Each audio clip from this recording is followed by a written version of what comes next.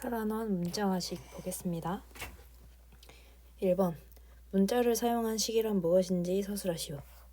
문자를 사용한 식이라는 거는 말 그대로 식 쓸 때 식에 문자가 포함된 식, 그거를 문자로 사용한 식이라고 하겠죠.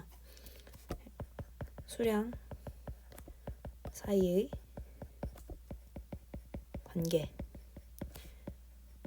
법칙 등을 문자를 사용하여 나타낸 식을 문자를 사용한 식이라고 합니다. 그냥 어렵지 않아요. 쉽게 말해서 문자가 들어가 있는 식, 등식이든 그냥 식이든 예를 들면 이런 거 있겠죠. 제가 1,000원짜리 물건을 샀어요. 1,000원으로 X1짜리 물건을 샀어요.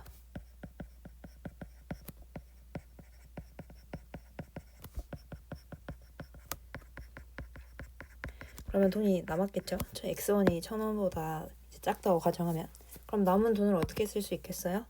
1,000원에서 X1을 이렇게 빼주시면 되겠죠?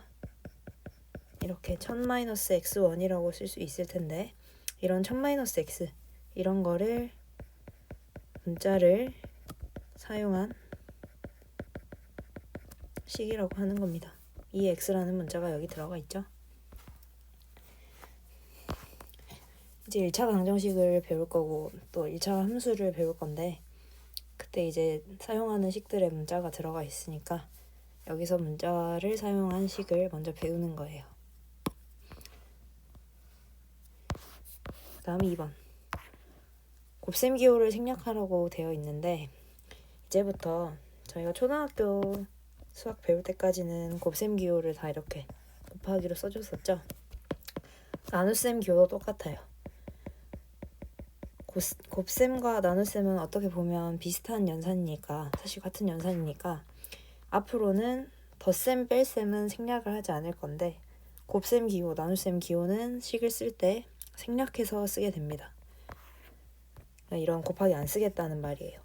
근데 얘도 이제 나름의 곱하기를 생략할 때 나름의 규칙이 있으니까 예제 풀어보면서 한번 확인해 보도록 하겠습니다. 일단 1번 3 곱하기 B 곱하기 A 곱하기 C라고 돼 있죠. 이 곱하기를 전부 다 없애는 거예요. 문자 사이에 이렇게 곱하기가 있으면 얘는 전부 다 일단 생략합니다. 숫자와 문자가 있어도 그 사이에 곱하기는 생략해요. 그 다음에 제가 이 식을 어떻게 생략해서 어떻게 쓸 거냐면 3A, B, C 이렇게 적을게요. 지금 문자가 B, A, C 순서로 나와 있었는데 저는 A, B, C 순서로 바꿨죠. 일반적으로 알파벳 순서대로 씁니다. 문자는 곱하기 기호를 생략했을 때. 2번 같은 경우도 마이너스 3이라는 숫자 그리고 곱하기가 있죠. 곱하기 숫자와 문자 사이의 곱하기는 생략. 그 다음에 방금 3이 앞에 있었으니까 앞에 쓰긴 했는데 보통 숫자를 가장 앞에 쓰고 그 다음 문자를 씁니다. 그래서 이거를 곱하기를 생략해서 표현해보면 이런 식으로 쓰겠네요. 그 다음에 3번은 문자들이 곱해진 식이네요. 그런데 C가 하나, 둘, 세 개 있죠. 그러면 알파벳 순서로 일단 C 곱하기 X, Z 이렇게 쓸 건데 우리는 이제 거듭 제곱을 배웠으니까 이렇게 C 곱하기 C라고 쓰지 않고 C 세제곱 X, Z 이렇게 쓰시면 되겠습니다. 다음 4번.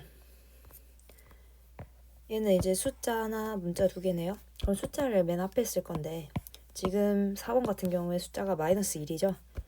1은 이제 곱하나 마나 식의 값이 똑같으니까 이렇게 마이너스 1 같은 경우는 부호만 이렇게 써주셔도 상관없어요. 1을 꼭 쓸 필요가 없다는 얘기예요. 1 같은 거는 그냥 생략할 수 있겠죠. 예를 들어서 1 곱하기 X 곱하기 A는 결국에 그냥 AX랑 같을 거니까. 그래서 이렇게 마이너스 1이 곱해진 식의 경우에 어떻게 쓰시면 되냐면 마이너스 AX 이렇게 써주시면 됩니다. 이 앞에 마이너스가 붙어 있다는 게 결국에 마이너스 1이 곱해져 있다는 말이랑 같은 말이에요. 5번 괄호가 쳐져 있는 문자로 이루어진 식이네요. 이렇게 괄호가 있어도 그냥 가운데 있는 곱하기만 생략해서 써주시면 돼요. 이거 지워졌네요. 이렇게. 그 다음에 6번. 6번은 숫자로만 이루어진 식인데 지금 숫자 사이에 이렇게 곱하기가 들어가 있죠. 그러면 곱하기를 여기서 그냥 생략해서 3, 4, 5 이렇게 쓰시는 게 아니라 이렇게 쓰면 구분이 안 되겠죠. 숫자 345랑. 숫자는 그냥 계산해서 써주시면 됩니다. 12 곱하기 5가 되니까 60. 이렇게 뭐 가운데 곱하기 대신 점을 이렇게 써주셔도 되는데 숫자들은 값을 하는 숫자들은 그냥 이렇게 계산해서 써주시는 게 좋아요.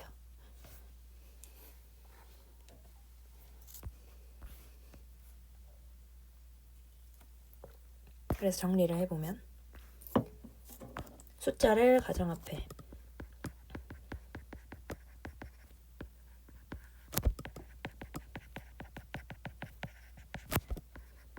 그리고 문자는 알파벳 순으로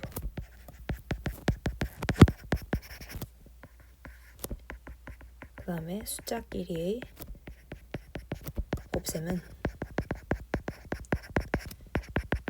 계산해서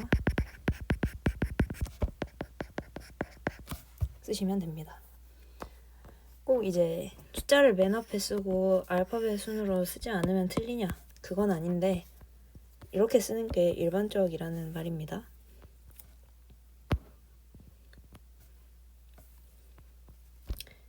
이렇게 정리해 주시고 3번 나눗셈 기호를 생략하시오.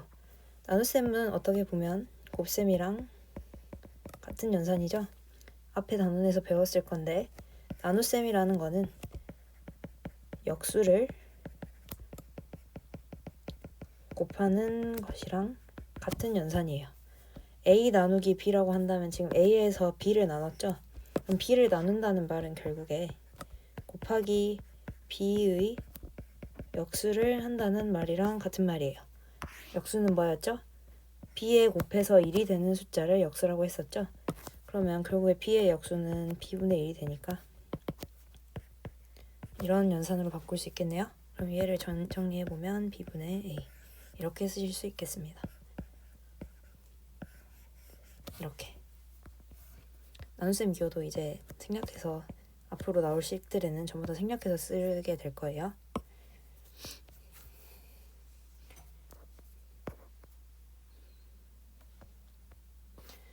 다음 4번 대입과 시계값이라는 용어 두 개가 나왔는데 얘네의 정의를 쓰라고 되어 있어요. 첫 번째 대입이라는 말은 무슨 말이냐? 문자를 사용한 어떤 식이 있어요. 그 식에서 거기 있는 문자의 값을 알려줬어요. 그러면 그 문자에 그 알려준 값을 대입할 수 있겠죠. 알려준 값을 대신 이렇게 문자 자리에 집어넣을 수 있겠죠. 그거를 대입이라고 한다는 거예요. 문자 대신에 어떤 수로 바꾸어 넣는 것을 대입이라고 합니다. 그러면 문자를 사용한 식, 그러니까 뭐 예를 들어서 아까 1번에서 예시로 사용했던 1000-x 이런 것들 있겠죠.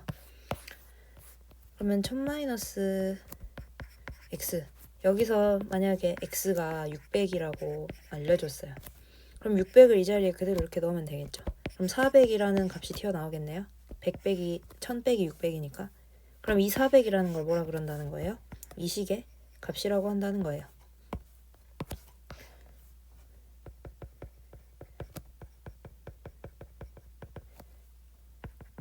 식의 문자에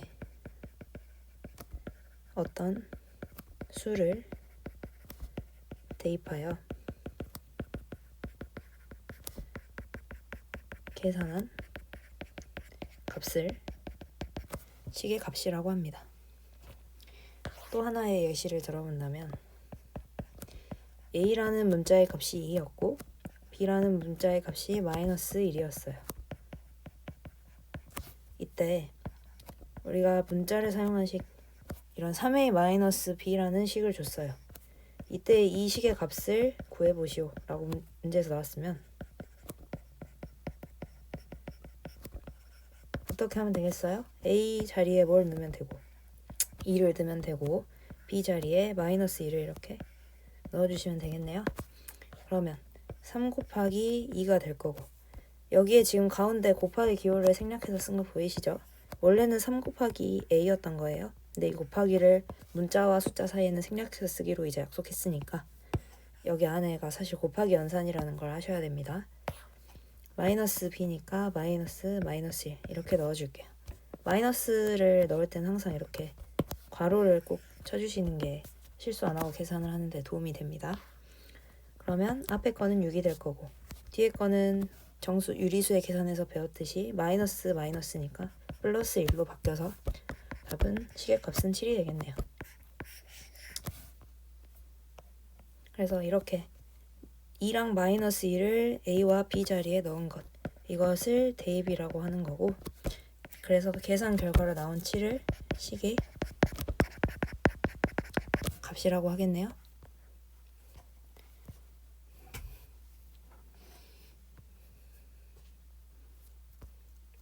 어렵지 않으니까 넘어가겠습니다. 5번 식의 값을 구하는 방법에 대해서 서술하시오. 방금 했죠? 이 예시에서 식의 값을 같이 구해봤잖아요. 그래서 얘를 조금 정리를 해보면 1번 문자에 주어진 수를 대입을 할 건데 이때는 곱하기랑 나누기 기호를 다시 써주시는 게 좋아요. 아까도 제가 3a 여기 쓸 때 밑에 곱하기 다시 내렸죠? 가운데 곱하기 연산이 이제 생략돼 있는 거를 일단 아셔야 되고 첫 번째로 그리고 숫자끼리의 곱하기는 아까 말했듯이 생략 안 하고 그냥 이렇게 계산해서 적었었죠. 숫자끼리의 연산에서 곱하기를 생략하면 이제 3, 2 이렇게 써버리면 숫자 30이랑 헷갈리니까 곱하기 기호를 적어주시고 나누기 기호도 똑같아요. 그 다음에 두 번째 음수를 대입할 때는 괄호 안에 넣어서 계산한다. 자, 위에 시계값 계산할 때 어떻게 했어요? 마이너스 2를 집어넣을 때 이렇게 괄호를 붙였죠? 괄호를 붙이셔야 이렇게 마이너스 두 개가 플러스가 되는 게 잘 보이니까 바로 연산해서 쓸 게 아니라면 항상 마이너스는 괄호를 붙여주시는 게 좋습니다. 곱하기 연산일 때도 똑같아요. 여기에 위에 보시면 이렇게 마이너스 1 할 때 괄호 이렇게 써줬죠? 반드시 곱하기 연산일 때도 음수면 곱하기 괄호 안에 이렇게 음수를 넣어주셔야 됩니다. 이렇게 위에 이 마이너스 3도 그렇고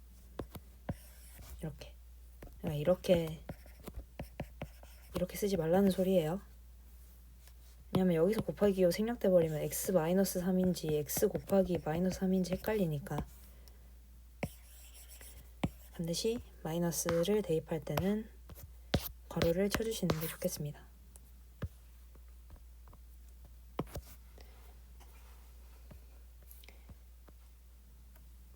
다음 6번 볼게요.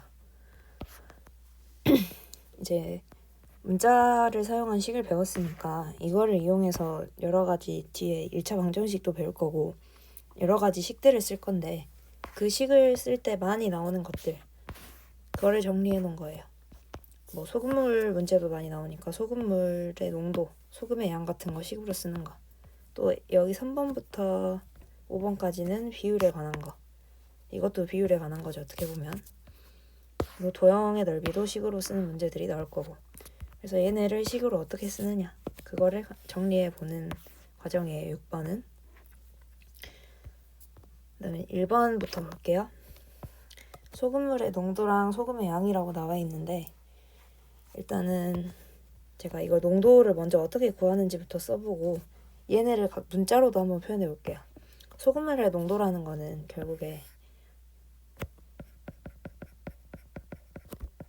분모에 소금물의 양을 쓰시고 분자에 소금의 양을 쓰시면 돼요. 여기는 반드시 물이 아니고 소금물인 거 기억해 주시고, 많이 헷갈리니까. 이렇게 쓰면 농도예요. 근데 여기서 주의할 점이 있는데, 일단 여기서 이렇게 쓰면 조금 외우기 불편하니까 자, 이렇게 써보겠습니다. 소금의 양을 Ag으로 잡을게요. 그 다음에 물의 양을 Bg으로 잡겠습니다. 그러면 여기에 그대로 넣어본다면 어떻게 돼요? 소금물의 양은 이거 두 개를 더한 A 더하기 Bg이 되겠죠?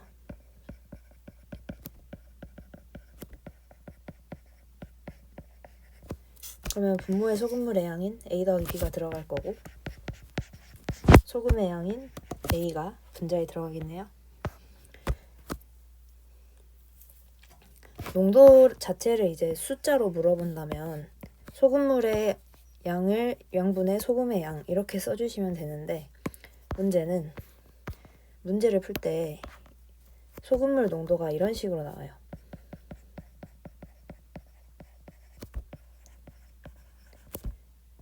예를 들어서 6% 이런 식으로. 이렇게. 그럼 퍼센트라는 말은 농도가 6이라는 말이 아니고 진짜 여기 쓴 이 식의 값이 6이라는 말이 아니에요. 퍼센트 농도는 항상 실제 농도에 곱하기 100을 해서 나온 값을 퍼센트 농도라 그래요. 그러니까 결국에 6%라는 말은 실제 농도는 얼마였다는 뜻이에요? 100분의 6이었단 말이겠죠? 100을 곱해서 6이 나온 거니까. 그러니까 퍼센트 농도로 표현을 하려면 반드시 100을 곱해서 퍼센트라고 써주시고, 퍼센트 농도가 주어져 있다면 100을 나눠서 실제 농도로 바꿔서 계산해 쓰셔야 돼요. 그러면 제가 이 1번 소금물의 농도를 퍼센트로 한번 표현해 볼게요. 실제 농도 값은 이렇게 나왔고 얘를 퍼센트 농도로 바꿔라 라고 하면 농도는 그대로 쓰되 여기에 100을 곱해주시면 이게 퍼센트 농도가 되는 겁니다.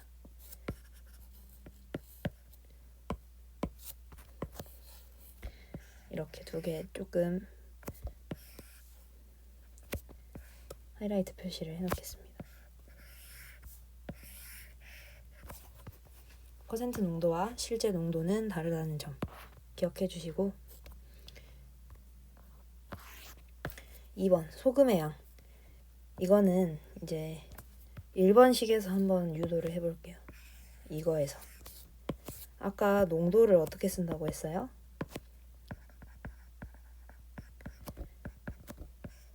소금물의 양분에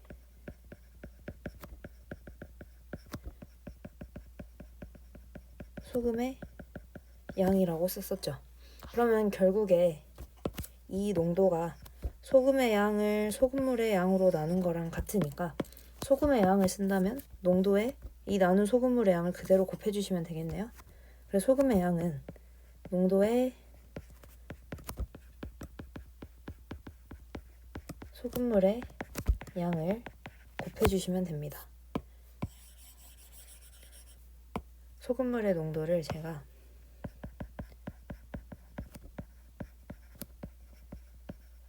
A라고 쓰고 여기서 소금물 양을 B라고 적어볼게요. 그러면 이 A랑 B로 잡으면 B 여기 g이라고 쓸게요. 소금의 양은 여기에서 볼 수 있듯이 A 곱하기 B 이렇게 쓸 수 있겠죠?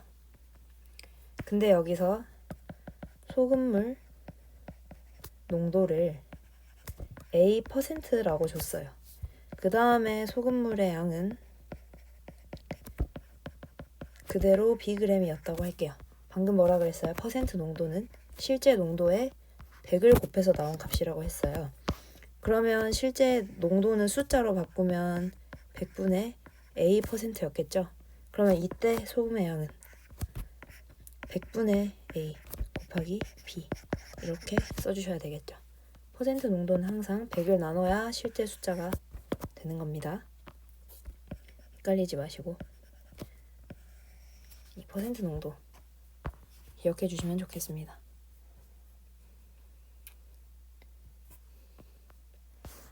그 다음 퍼센트가 나오네요. 이렇게 퍼센트는 방금 뭐라 그랬어요? 실제 농도의 비율에, 이번엔 비율이라고 쓸게요. 곱하기 100을 해놓은 게 퍼센트예요.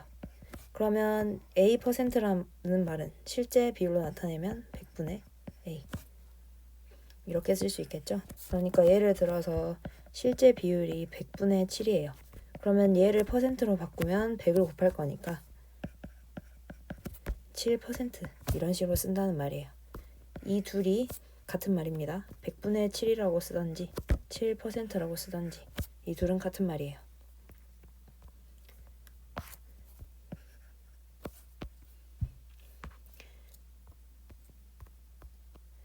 다음 4번, 5번, 6번 할푼리라는 말이 나와 있는데 처음 들어보실 수도 있는데 예를 들어서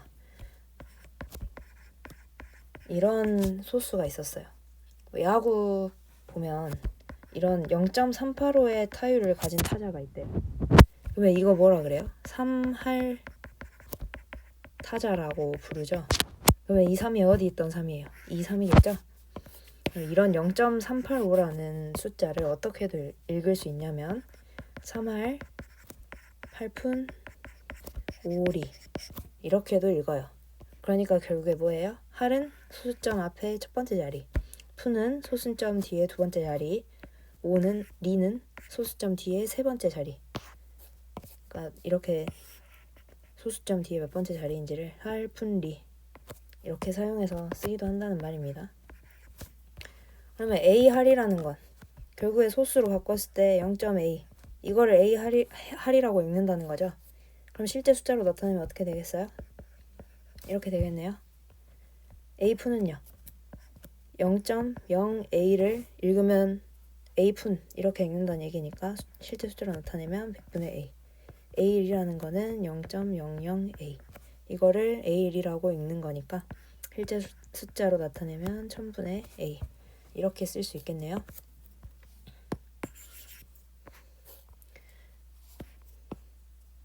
이렇게 소수로 쓰셔도 되고 분수로 쓰시는 게 조금 더 편할 겁니다.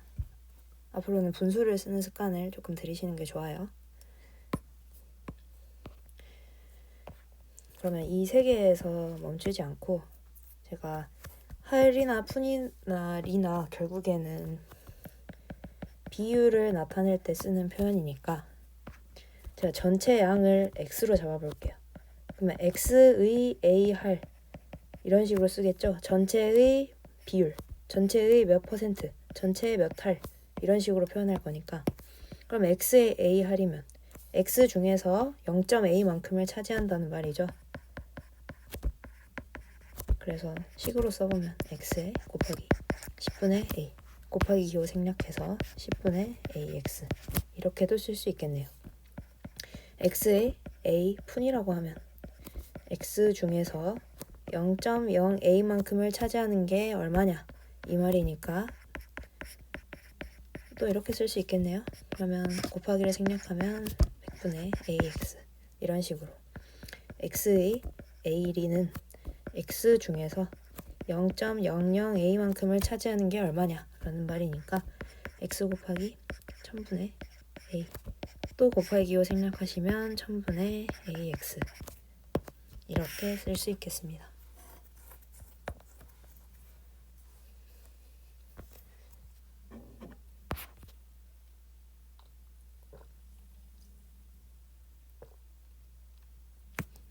예를 들어서 x에 a 할이라고 했는데 a의 숫자를 넣어본다고 하면 x에 1 할이면 x 곱하기 0.1인 거죠. 그러면 결국에 10분의 x 이런 식으로 된다는 말이죠.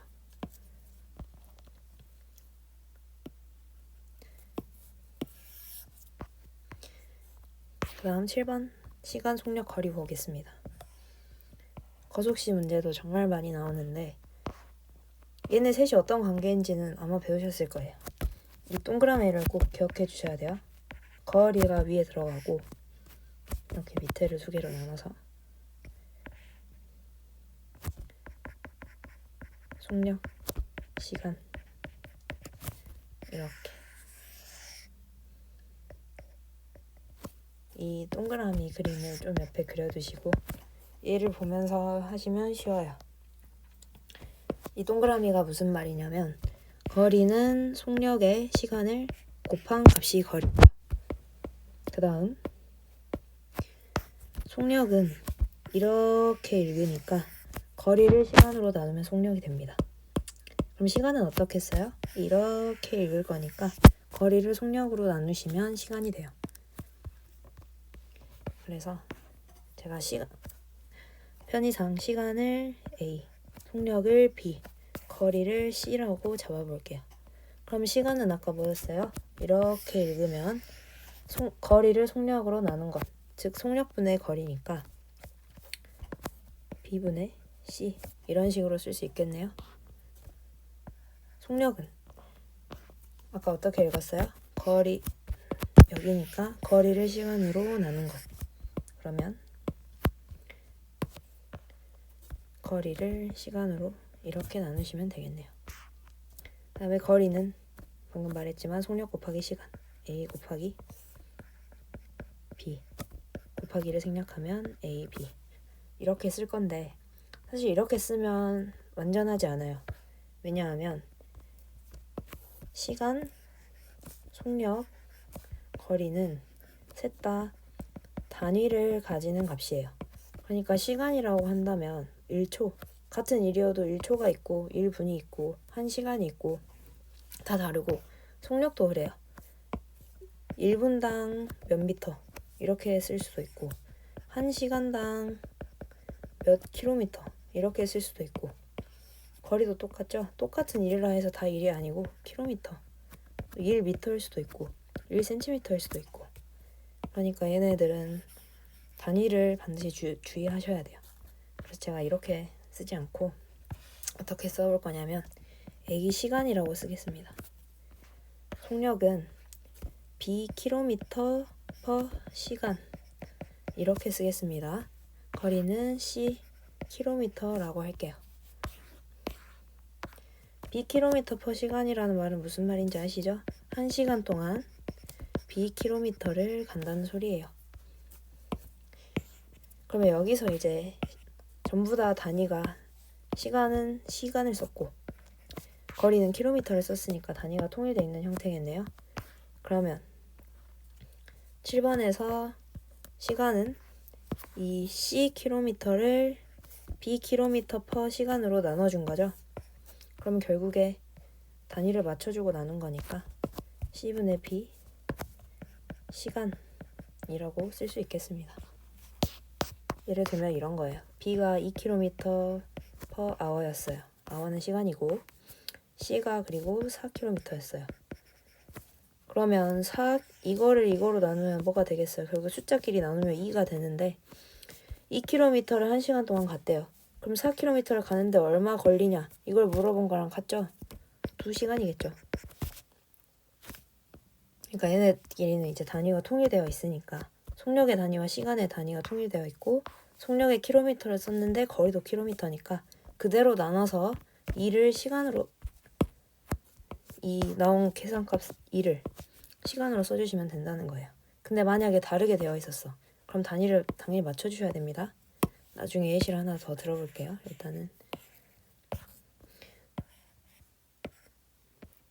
그러면 속력은 킬로미터를 시간으로 나누어 놓은 거니까 얘는 어떻게 되겠어요? 킬로미터 퍼 시간 또는 킬로미터 퍼 아워 이렇게 쓰기도 하고. 그 다음에 거리도 지금 킬로미터 퍼 시간에 시간을 곱해놓은 거니까 그걸 곱해서 킬로미터가 되겠네요. 단위는.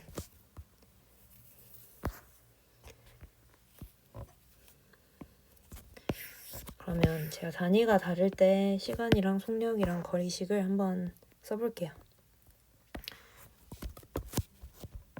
숫자로 이번에는 쓰겠습니다. 시간이 속력, 거리. 시간부터 한번 써볼게요. 120분이라고 나와 있었어요. 그런데 속력은 3km/h 이렇게 나와 있어요. 이때 3km/h의 속력으로 120분 동안 간 거리가 얼마냐? 라고 물어보면 당연히 이렇게 하시면 안 되겠죠? 여기는 분이니까 여기는 시간인데 그러면 어떻게 해주면 돼요? 이 hour를 분으로 고치던지 아니면 이 120분을 시로 고치던지. 근데 120분을 시로 고치는 게 더 쉬워 보이니까 얘를 2시간으로 고칠게요. 그러면 이제 여기에 이걸 곱해주는 건 문제가 없죠. 단위가 맞춰져 있으니까. 그래서 거리는 3 곱하기 120으로 쓰시는 게 아니고 3 곱하기 120을 시간으로 바꾼 2를 해서 6km 이렇게 써줄 수 있겠네요. 그래서 결국에 이거를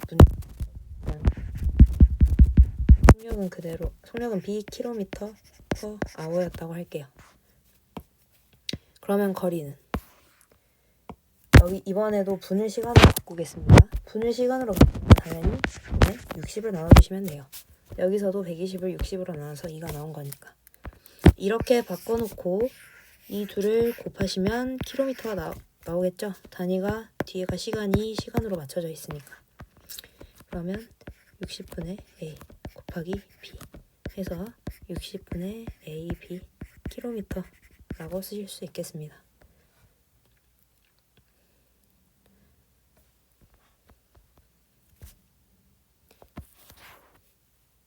그래서 중요한 거는 꼭 단위를 맞춰줘라. 시간과 속력과 거리는 3개 다 단위가 존재하는 값입니다. 단순하게 이렇게 문자로만 쓸 수 있는 값이 아니라는 말이고, 문제에서 조금 꼬아서 내면 이렇게 단위를 안 맞춰주면 반드시 맞춰주신 다음에 식을 쓰시고, 계산도 물어본 단위로 답을 써주시고, 조금 헷갈릴 수 있는데 나중에 방정식 하면서 예제를 같이 봐보도록 할게요. 이것도 적어두시고, 그 다음 10번 A% 할인 가격, A% 할증 가격이라고 돼 있네요. 할인이라는 말은 아실 거고, 할증이라는 말은 할인의 반대말이에요. A%의 이익을 붙였다는 말이에요. A%만큼 늘렸다. 얘는 A%만큼 줄였다. 그러면 전체를, 그러니까 원가를 X1이라고 했다면 이 %는 아까 뭐라고 했어요? 실제 숫자로 나타내려면 100을 나눠야 된다고 했죠? A%는 100분의 A랑 같은 말입니다. 그러면 A% 할인이라는 말은 원래 전체가 X1이 있었어요. 근데 거기서 X1에 100분의 A만큼을 할인했다는 얘기죠. 그러니까 원래 있던 X1에서 X1의 100분의 A만큼을 빼셔야 되겠죠. 얘네를 묶어서 정리해보면 X의 1 빼기 100분의 A, 얘를 통분해서 적어주시면 X의 100분의 100 마이너스 A 이렇게 적어주시면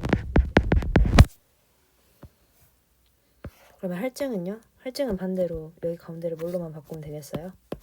얘를 플러스로 바꾸시면 되겠죠? A%만큼의 이익을 붙였다는 말이랑 같은 말입니다. 보통 문제에서는 할증이라고 나오지 않고 원가에 A%의 이익을 붙여라고 표현합니다. 이렇게 표현할 수도 있겠지만 그래서 결국에 원가인 x1에 100분의 a만큼을 곱해준 x의 1 더하기 100분의 a1 이렇게 되겠네요. 통분해주시면 x 곱하기 100분의 100 더하기 a 이렇게도 쓸 수 있겠습니다.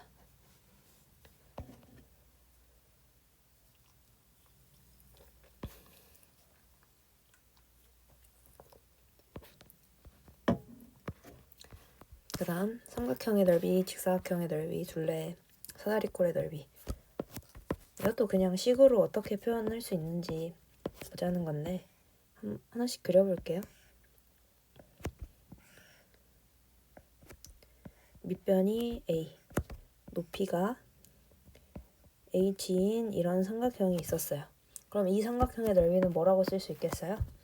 삼각형이니까 2분의 1 한 다음에 밑변 곱하기 높이 하겠죠? 근데 곱하기 기호는 우리가 생략해서 쓰기로 했으니까 2분의 1 AH 이렇게 쓸 수 있겠네요. 13번, 14번 직사각형은 하나 그려서 하나로 2개 써보겠습니다.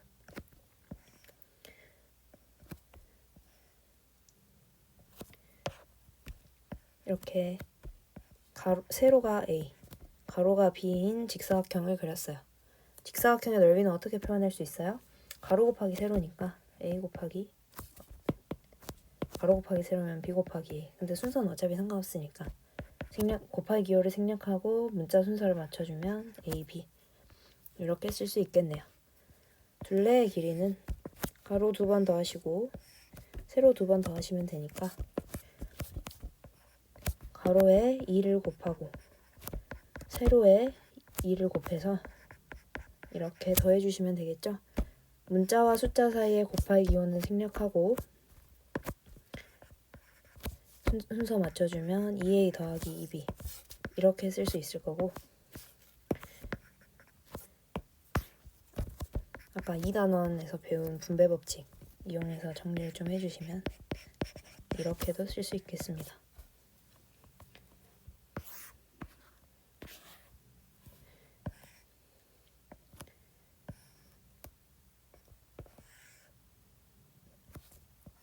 다음 사다리꼴 이렇게 하나 그려볼게요. 그리고 윗변을 A, 아랫변을 B, 높이를 이렇게 H로 잡겠습니다. 사다리꼴의 넓이는 배우셨겠지만 2분의 1 곱하고 윗변 더하기 아랫변 해주신 다음에 높이 곱해주시면 되죠. 곱하기 기호를 생략해 볼게요. 그런데 이렇게 괄호가 있는 식이랑 그냥 문자가 섞여 있으면 대부분은 그냥 문자를 먼저 앞에 써요. 그래서 결국에 2분의 1 H를 먼저 쓰고 A 더하기 B 이렇게 써주시면 되겠네요. 또 분배 법칙 이용해서 써준다고 하면 이렇게 곱해서 2분의 1 AH 2분의 1 H가 A에도 곱해져야 하고 B에도 곱해져야 하니까 2분의 1 BH 이런 식으로도 쓸 수 있겠습니다. A 더하기 B에 괄호를 붙인 이유는 뭐예요? 더하기 연산은 그냥 떼서 쓸 수 없죠. A 더하기 B 이 식과 그러니까 A 더하기 B를 괄호를 붙이지 않고 그냥 이렇게 써버리면 명백히 다른 의미의 식이 되는 거죠. 이거는 무슨 의미예요? 이거는 2분의 1 A 더하기 BH랑 같은 말이죠. 얘랑 완전히 다른 거니까 더하기 연산을 먼저 해야 한다면 더하기 연산에는 반드시 이렇게 괄호를 붙여서 여기서는 더하기 연산을 먼저 해야 합니다. A 더하기 B라는 값을 통째로 곱할 겁니다. 라는 걸 표시해 주셔야 됩니다. 그래서 여기서는 이 괄호가 조금 중요하겠네요.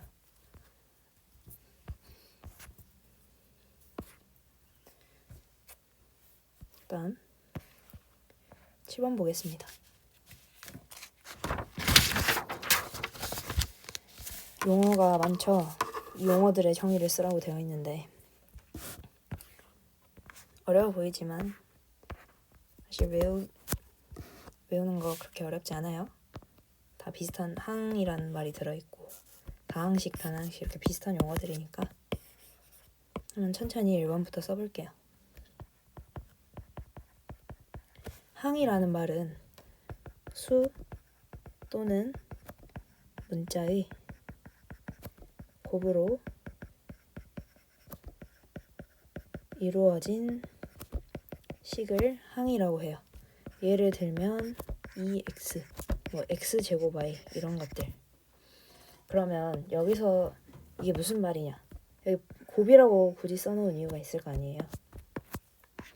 하나의 항은 반드시 고변산으로 이루어진 것까지만 하나의 항이라고 쳐요. 그러니까 얘네들은 곱밖에 없죠. 2 곱하기 x니까. 얘네도 곱밖에 없어요. x제곱에 곱하기 y를 한 거니까. 그러면 이런 것들은 하나의 항으로 치는데 예를 들어서 2 더하기 x가 있어요. 이거는 고변산으로 이루어진 식이 아니죠. 덧셈 연산으로 이루어진 식이니까 이런 것들은 얘를 통째로 항이라고 하지 않습니다. 이거는 하나의 항이라고 할 수 있고 이거는 하나의 항이라고 할 수 있는데 2 더하기 x를 통째로 하나의 항이라고 부르지는 않는다는 말이에요. 그래서 고변산으로 이루어진 식, 그거를 항으로 분류한다. 이렇게 알아두시면 되겠고, 두 번째, 상수항. 여기 항이라는 말이 똑같네요. 그러면 상수항은 말 그대로 숫자로 이루어진 항이라는 말이겠죠. 그래서 문자 없이 수만으로 이루어진 항을 상수항이라고 합니다. 예를 들면 마이너스 8, 7 이런 거. 문자가 없죠? 숫자로만 이루어진 항. 이거를 상수항이라고 합니다. 3번 계수 보겠습니다.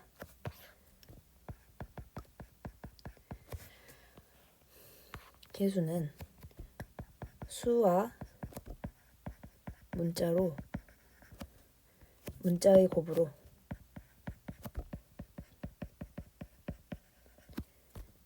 이루어진 항에서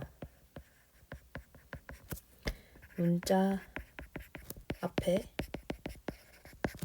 곱한 수입니다. 지금 수라 그랬죠? 계수는 숫자예요. 문자가 아니고. 문자일 수도 있긴 한데 이제 그때는 문자가 변수가 아니고 상수라고 문제에서 알려줍니다. 그러니까 예를 들어서 이런 거예요.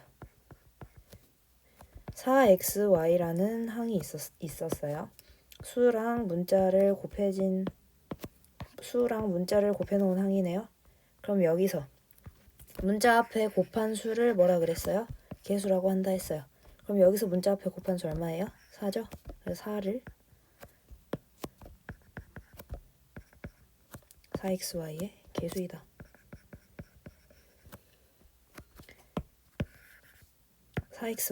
죄송합니다. 4는 xy의 계수이다. 이렇게 씁니다.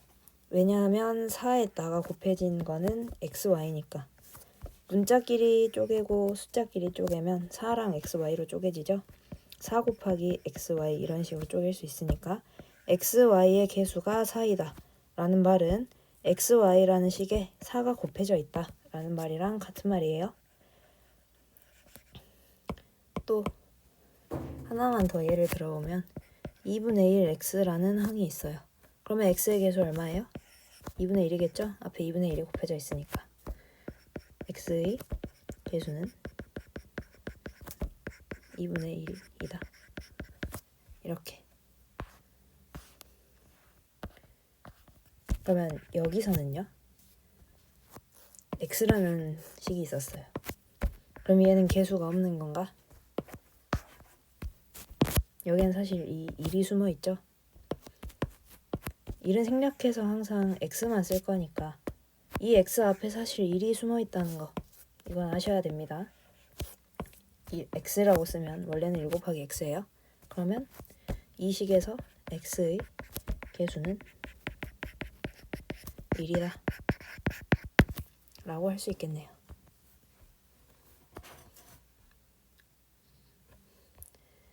그 다음에 4번 다항식 그리고 다낭식까지.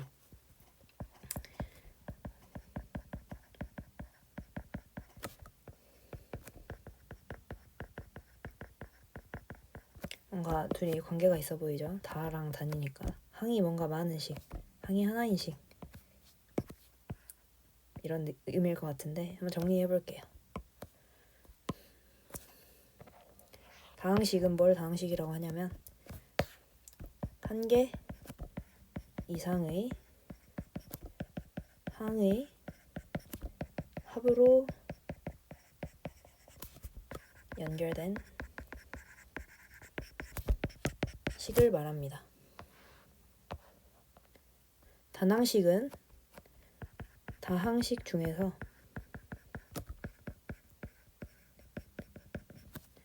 하나의 항으로 이루어진 식을 말합니다. 그러니까 이렇게 썼으면 뭘 알 수 있어요? 단항식도 결국에 다항식에 포함되는 거예요. 한 개 이상이라고 했으면 한 개도 사실 포함인 거죠. 다항식은 다항식에 포함이 됩니다. 그러면 다항식의 일시를 들어본다면 이런 것들 있겠죠? 여기서 더하기로 연결된 것들을 항이라고 했잖아요. 항 하나, 항 두 개, 항 하나, 항 두 개. 이 EX랑 E를 각각 항이라고 하고 두 개의 항이 덧셈으로 연결되어 있네요. 그러니까 얘네 같은 식을 다항식이라고 부른다는 거죠. 2x제곱 3x라는 두 개의 항이 있네요. 그리고 그 항이 이렇게 덧셈으로 연결돼 있죠. 그러니까 이런 것들을 다항식이라고 한다는 소리입니다. 단항식은요. 항이 하나여야 된다 했죠. 그러니까 예를 들면 이런 거 있겠죠. 3의 2의 제곱, 뭐 2x 이런 거. 여기에 더하기 뭔가 있는 순간 얘는 단항식이 아니겠죠. 하나의 항으로 이루어져야 한다 했으니까. 근데 얘네도 결국에 어디에 들어간다는 거예요? 다항식에도 포함됩니다. 그러니까 얘네가 다항식이냐라고 물었을 때 틀렸냐 하면 아니라는 거죠. 얘네 다항식이라고 해도 되고 단항식이라고 해도 됩니다. 항이 하나인 다항식 이렇게 말하면 되니까.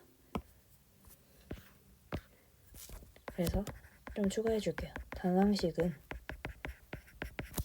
항의 개수가 1인 다항식이라고도 할 수 있습니다.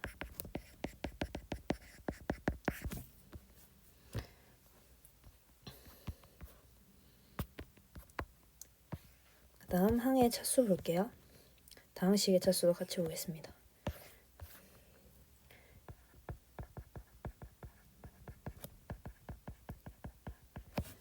차수라는 말은 이제 처음 들어보실 수도 있는데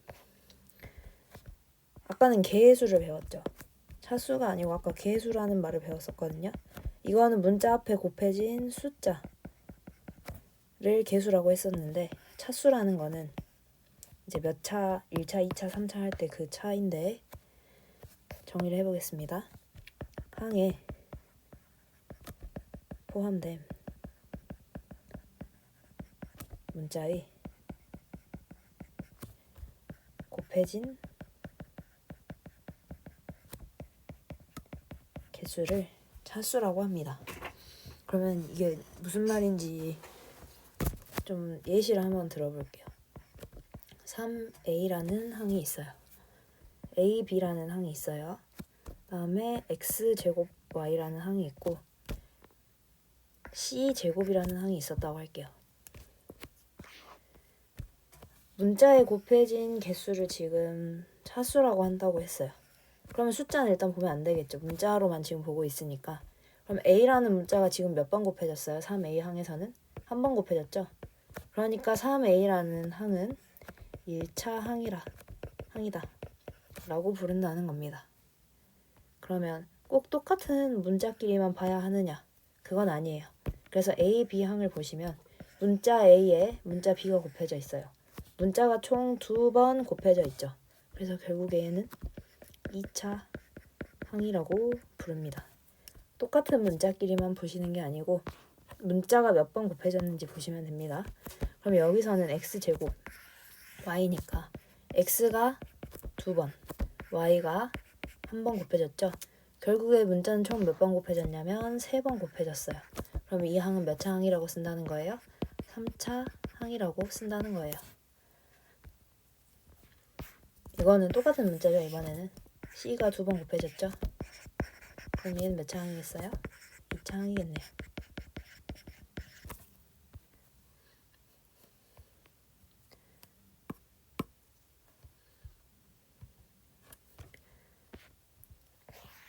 그래서 항의 차수라는 거는 항에 포함된 문자에 곱해진 개수. 문자만 보시면 되고 같은 문자끼리 곱해진 것만 보시는 게 아니고 문자가 총 몇 개 곱해졌는지를 세셔서 몇 차 항이다 이렇게 쓰시면 돼요. 7번 다항식의 차수. 그러면 아까 6번에서는 어떤 하나의 항만 가지고 그거의 차수를 판단해 봤는데 다항식이라는 말은 항이 여러 개 들어있을 거란 말이에요. 그럼 그 다항식이 몇 차냐? 그거를 이제 정리하겠다는 건데 다항식의 차수는 일반적으로 다항식의 차수는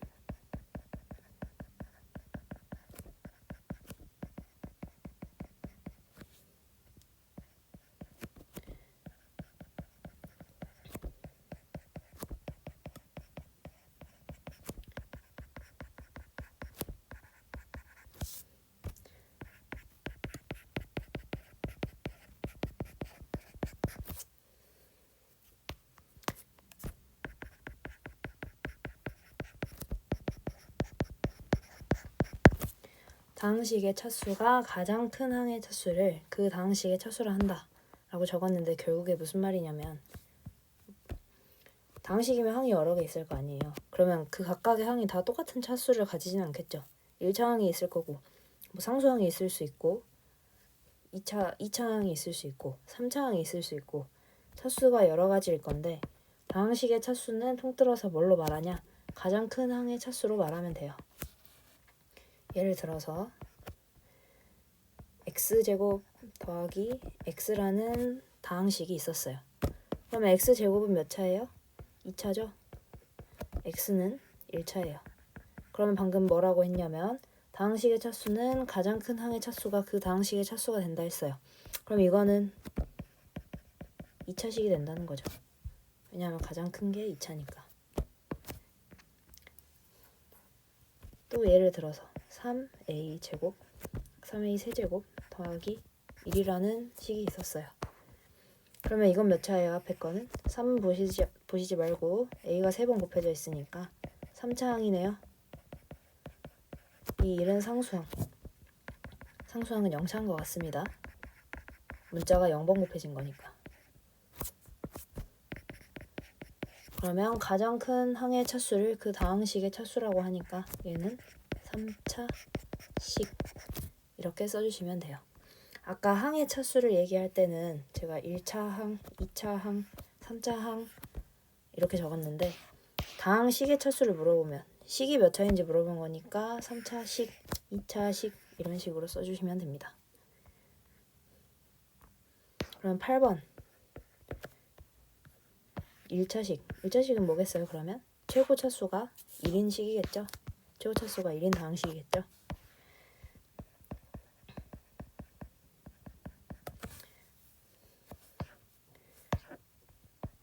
말 그대로 차수가 1인 다항식입니다. 예를 들면 뭐 x 빼기 1 마이너스 2y 뭐 이런 것들 이런 건 1차식이 아니겠죠. 차수가 가장 큰 게 1차가 아니니까. 그래서 1차식이 되려면 차수가 가장 높은 게 1차여야 해요. 나중에 배우겠지만 이런 것도 1차식이 아닙니다. 결국에 1차식이라는 거는 x만 가지고 있어야 돼요. 뭐 2x 마이너스 x라든지, 근데 이런 식으로 분모에 x가 들어가 있다던가 x에 이렇게 제곱이 붙어 있다던가 세제곱이 붙어 있다던가 이런 것들은 전부 다 1차식에 들어갈 수가 없습니다.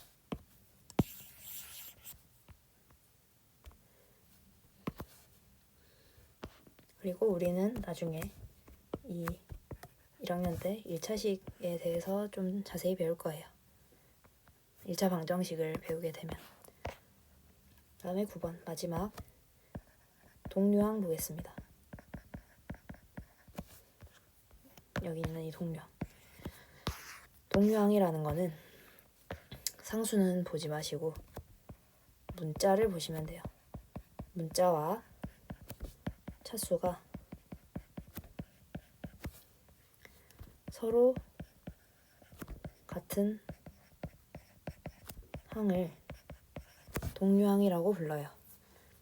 예를 들면 제 동류항 한번 써볼게요. 마이너스 x랑 2x. 문자가 x죠. 둘 다. 그리고 차수도 어때요? 둘 다 1차예요. 그럼 이런 건 동류항인 거고 동류항끼리는 합연산을 할 수 있습니다. 무슨 말이냐면 이렇게 연결된 거를 그냥 한 번에 x라고 써버릴 수 있다는 뜻이에요. 그러면 예를 들어서 마이너스 x랑 2x 제곱이 있었어요. 이거는 문자는 x로 같지만 차수가 어때요? 앞에 건 1차, 뒤에 건 2차로 다르죠? 이런 건 동류항이라고 하지 않는다는 말이고 합연산을 할 수 있다는 말이에요? 없다는 말이에요? 없다는 말이에요.